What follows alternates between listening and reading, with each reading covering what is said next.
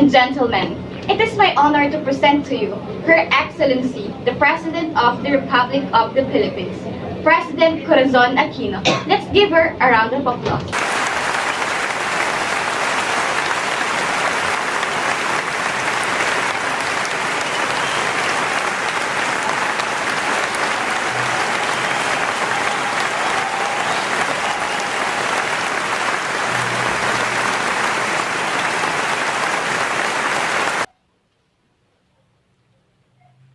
For the nation, Ninoy became the pleasing sacrifice that answered their prayers for freedom. For myself and our children, Ninoy was a loving husband and father. His loss 3 times in our lives was always deep and painful one. Kahit kailan talaga pinabibilib mo ako sa pagiging ama mo at pagiging mabuti mong asawa sa akin. Alam mo namang lahat ay gagawin ko para sa inyo, para sa ating mga anak. Gusto ko munang kamustahin ang ating mga anak. Aurora, ikaw ang panganay, kaya ikaw ang responsable sa mga nakakabata mong kapatid. Yes, Daddy.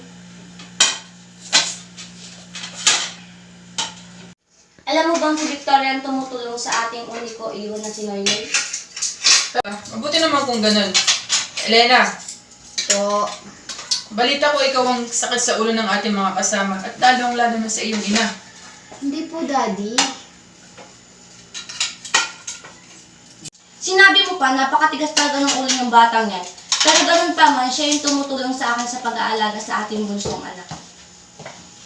Mabuti naman kung ganun. 14 years ago, this month was the first time we lost him.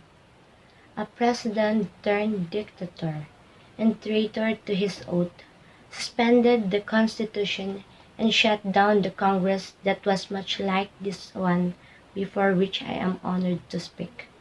He detained my husband along with thousands of other senators, publishers, and anyone who had spoken up for the democracy as it drew near.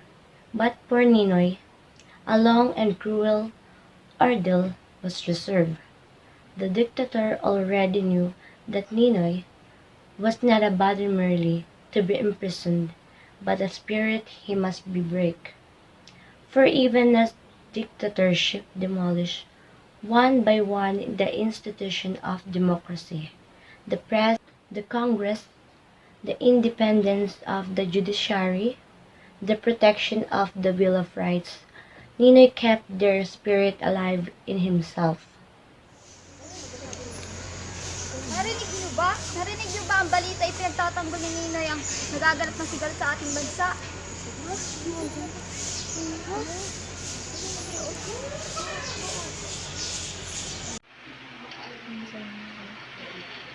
Ninoy! Ano itong sinasabing lalaban ka daw para sa bayan dahil hindi ka sangayon sa pamamalakad ng presidente? Sumagot ka! Corazon, alam mo naman di ako makakapayag na maraming Pilipinong mamatay dahil sa bulok na pamamalakad ni Marcos. Ngunit maaari ka mapahamak sa gagawin yung pag-alsa. Maaari ka mawala sa amin. Corazon, di mo ba nakikita kalagayan ng mga kababayan natin? Bilang isang senador at bilang isang Pilipino, handa akong ibigay ang aking sarili upang makamit ang kalayaan na matagal nang inaasam ng mga kababayan natin. Ay kami pamilya mo, paano? Hindi mo man pa kami naiisip?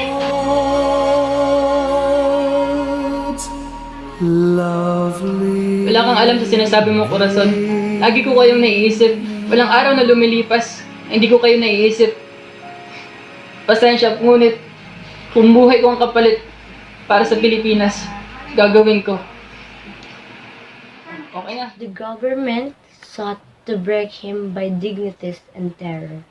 They locked him in a tiny, nearly air cell in a military camp in the north. They stripped him naked and held the threat of sudden midnight execution over his head. Ninoy held up manfully all of it. I barely did as well. For 43 days, the authorities would not tell me what happened to him. This was the first time my children and I felt we had lost him. Taong 1967 nang magsimula si Ninoy Aquino na magsilbi bilang isang responsableng senador ng bansang Pilipinas na pinamumunuan ni Ferdinand Marcos. Nang dahil sa kalupitang ginagawa ni Ferdinand Marcos sa bansang Pilipinas at sa katapatang paglilingkod ni Ninoy Aquino, hindi ito nagpaapi at nagpadala sa mga patakaran ng administrasyon. Nilabanan niya ang rehimen ni Marcos at pinagtanggol ang bansa. Ano na namang ginawang kalokohan ng presidente?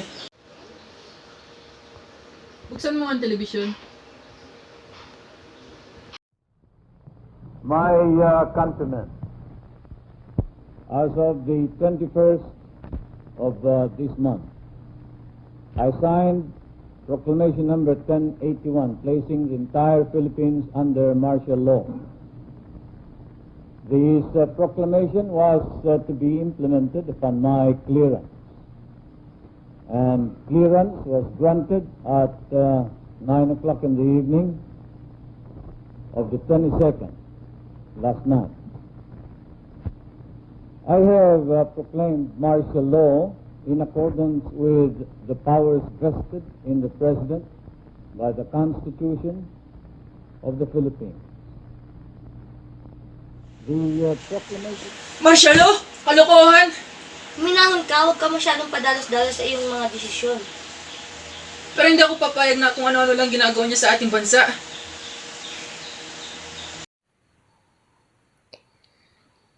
Bilang isang senador sa ikapitong kongreso, at siya rin ang pinakamatinding katunggali sa politika ni Pangulong Ferdinand Marcos, at siya ay isa sa mga pinakaunang inaresto matapos buwagin ang kongreso at ideklara ang batas militar noong 1972.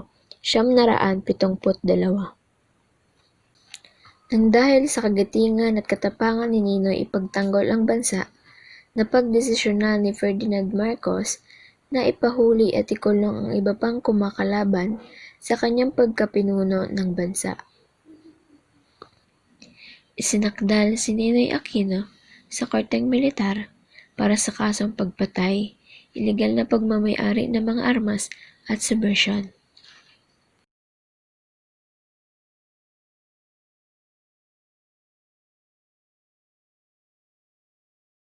Lumipas ang panahon, ilang taon na rin ang nakaraan na maaresto si Ninoy Aquino.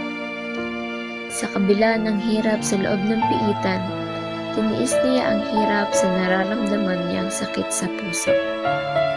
7 taon ang kanyang tiniis bago siya mabigyan ng permiso ni Presidente Ferdinand Marcos at ipadala sa Estados Unidos upang magpagaling. Ginoo! Ginoo, ano nangyari sa inyo? Ginoo, tulong! Tulong, Ginoo, ano nangyari sa inyo?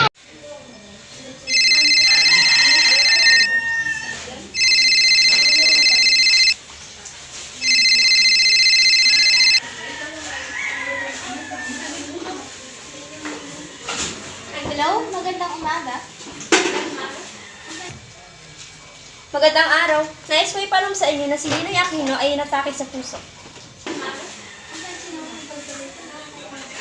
Hayaan mong ipaalam ko sa presidente ang kalagayan mo. Maraming salamat.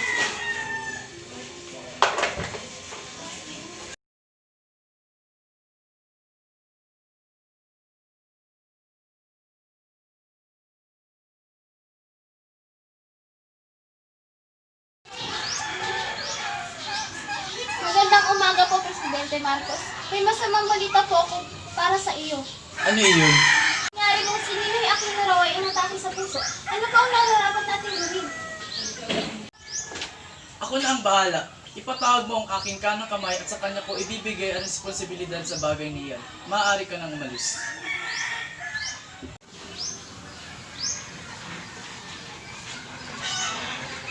Magandang umaga po, mahal kong Presidente. Ano pong may paglilingkod ko sa inyo? Nais kong ipadulog mo ang aking mensahe sa kulungan na si Ninoy na binibigyan ko ng permiso na umalis at magpatingin ng kanyang puso sa Estados Unidos. And then we lost him, irrevocably and more painfully than in past. The news came to us in Boston, It had to be after the 3 happiest years of our lives together. But his death was my country's resurrection in the courage and faith by which alone they could be free again.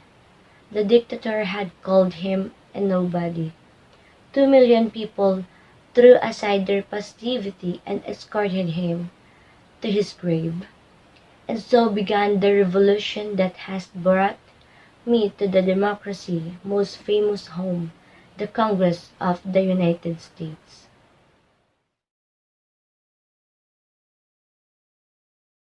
Corazon, sobrang daming nangyari sa nakaraan 3 taon.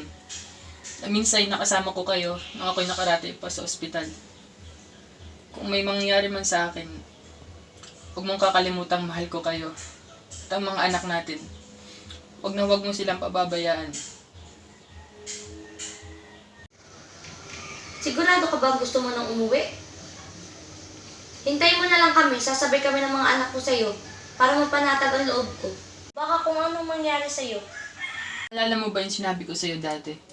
Kung ang pagkamatay ko ang makakapagpalaya sa ating bansa at ang pag-asa na Pilipinas, handa akong magpakamatay. Nandito na mga susundo sa akin. Pagkarating ko ng Pilipinas ay tatawagan kita kung papayagan nila ako na makasama ko kayo. I love you, mahal. Mag-iingat ka. I love you too.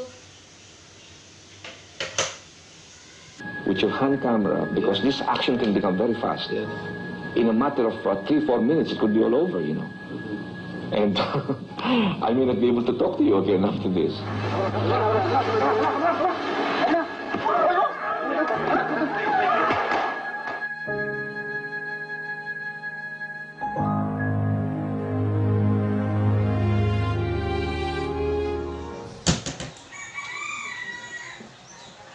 Mom, what time are you going to pick up? I'm so init na. Ang tagal-tagal naman kasi eh.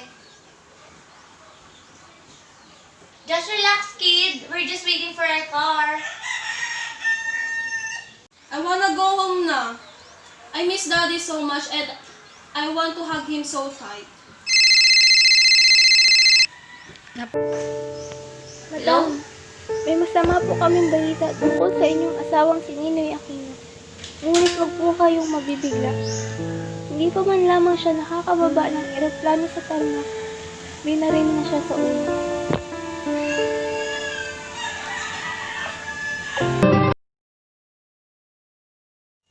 Nasasawa na ako mag-sunod-sunuran sa mga patakaran ni Marcos. Hindi ka nag-iisa. Halika kayo at gumawa tayo ng isang samahan. Magtipon-tipon tayo sa EDSA at patansik ang mga namumuno. Nasasawa na ba kayo sa pamamalakad ni Marcos? Oo! Halina't magkaisa tayo at patalsikin natin si Marcos. Paglaban ng karapatan ng mga Pilipino. Paglaban! Tapusin ang batas militar. Tapusin! Patalsikin si Marcos. Patalsikin! Patalsikin si Marcos. Patalsikin. Patalsikin si Marcos. Patalsikin.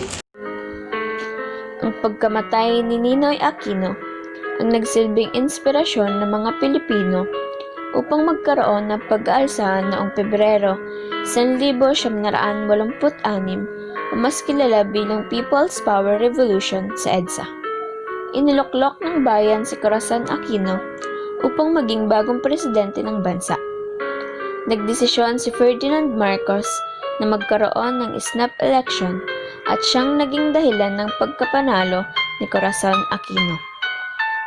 3 years ago, I said, "Thank you, America, for the haven from oppression and the home you gave Ninoy, myself, and our children, and for the 3 happiest years of our lives together.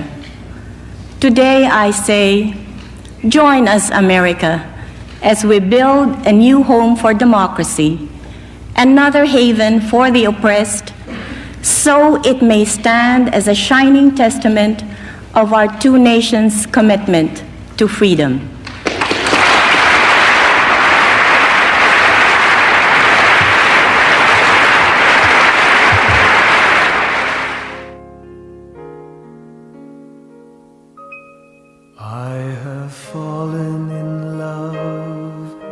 same woman 3 times in a day spanning 19 years of tearful joys and joyful tears.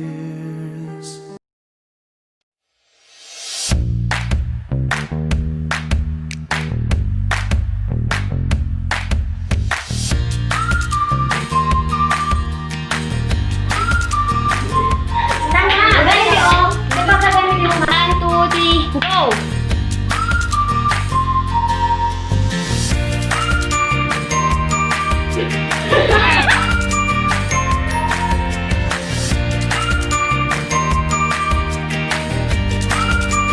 Ayok kayo! Landi mo!